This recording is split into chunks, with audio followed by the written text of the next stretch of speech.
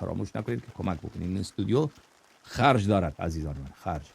خب پول باید بدیم که این استودیو چراغایش روشن بماند. من با این غم شادم، همین آقا.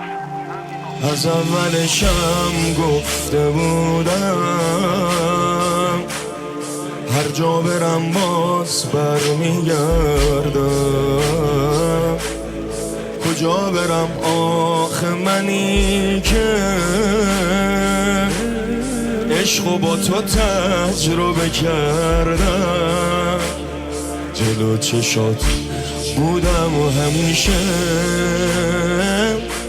جلو چش تو پا گرفتم. چه جمعه ها که رفت و شنبهش نبودی و عزا گرفتم.